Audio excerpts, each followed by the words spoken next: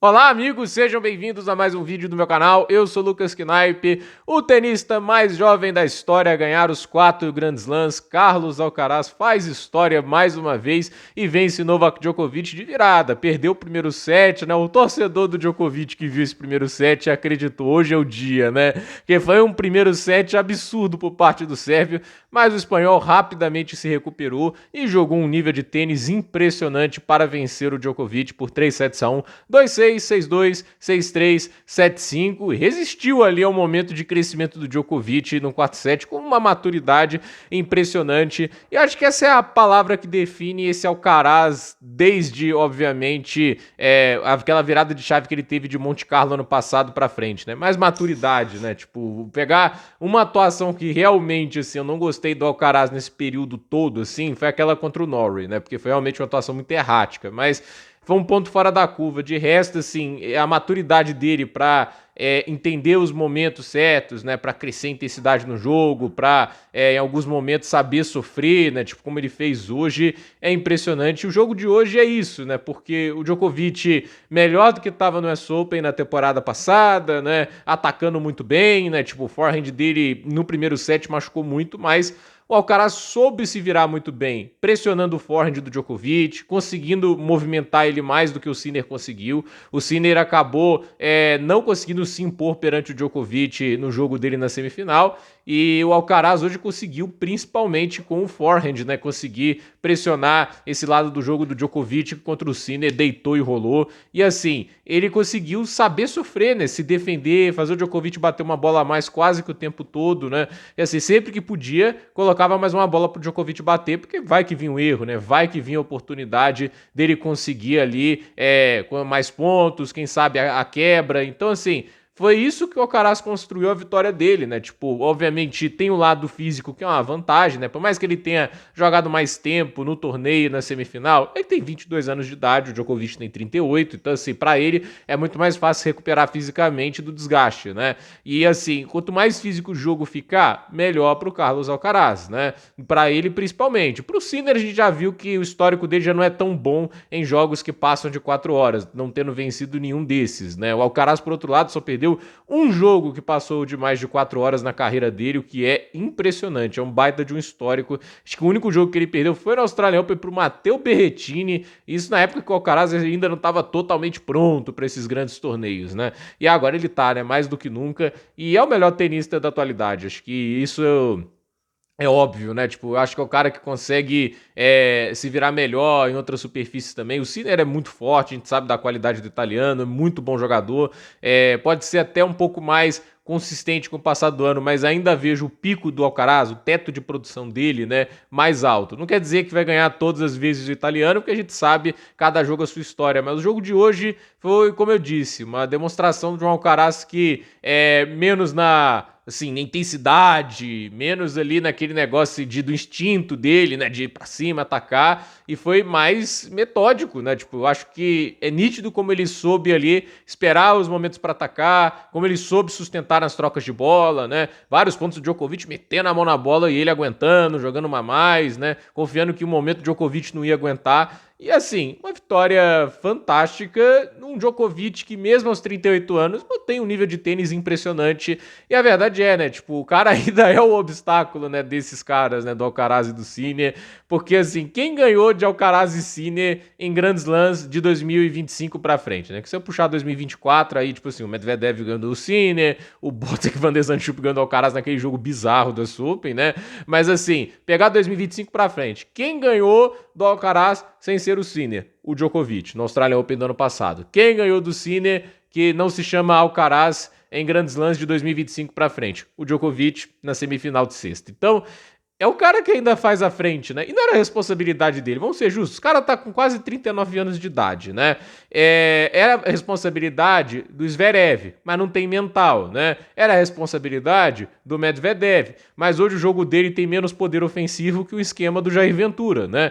Era a responsabilidade talvez do Stefanos, mas esse daí não aprendeu a bater backhand quase com 30 anos de idade, né? Era a responsabilidade do Draper, do Holger Rune, do Félix Auger-Aliassime, do Taylor Fritz, do Ben Shelton. tem que ser a responsabilidade desses caras. Esses caras ainda, teoricamente, têm o físico, têm o talento, a qualidade, né? Parte deles tem, né? O Rooney, pra mim, é o que, teoricamente, o que tinha mais talento, né? Desse grupo que eu citei aqui, né? Tipo, tudo bem, Zverev, Medvedev ali. O Medvedev, eu não sei se tanto no talento, tudo isso, mas a questão é, tipo, foi o cara que melhor conseguiu resultados de todos esses, né? Mas de qualquer jeito, né? Era a responsabilidade dessa galera. Não era do cara de 38 anos, né? Os rivais do Djokovic já aposentaram, né? E assim, a gente tá vendo que o trabalho ali do Alcaraz, taticamente, tá evoluindo, etc, né? E a gente vê como que o Djokovic, a meu ver, assim, ainda joga muito na base da inteligência, ainda consegue sobreviver muito ali no espírito competitivo dele, né? Esse 4-7 foi muito bacana ver ele chamando a torcida, ver ele vibrando a cada breakpoint que ele salvava, quando ele consegue o breakpoint. Eu acho que o Djokovic, né, quais oportunidades a lamentar nessa partida, que poderia ter mudado a história do jogo? O segundo set. Se acha que um set que o Djokovic jogou mal foi o segundo, foram 3 bolas vencedoras e 11 erros não forçados, acho que ele se empolgou demais, aí abaixou bastante a intensidade. E o terceiro set pra mim é um Alcaraz superior, não vejo que o Djokovic podia ter feito de diferente, mas o 4-7 teve o breakpoint e ele errou, né? Aí deu aquele empolgou, né? Teve o breakpoint, mas aí eu ressalto, o Alcaraz fez o Djokovic jogar, pagou pra ver. E aí, isso é uma coisa, né, que, por exemplo, o Sinner não fez, né? O Sinner, por exemplo, tanto no ponto que ele é quebrado no quinto set e no match point, ele comete o erro, né? E assim, nesse momento, né, o cara que, tipo, ele tem que também colocar a pressão e a responsabilidade pro outro lado, óbvio. Não pode ser passivo e jogar a bola só pro cara ir lá e definir, porque também aí é demais, né?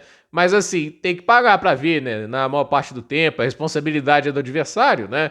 E aí o Djokovic, assim, ele acabou não conseguindo a quebra no quarto set, o jogo foi ali pro último game de saque, aquele primeiro ponto crucial, né, um ponto muito longo, em que o Alcaraz acabou levando, se defendendo super bem, colocando uma bola a mais pra bater, impressionante o nível que ele jogou, e assim, né, 7 Grand Slams com 22 anos de idade, né, ele vai em busca de recordes, né, pode ser que um dia ele supere os 24 do Djokovic, né, pode ser. Ainda tem 17, né?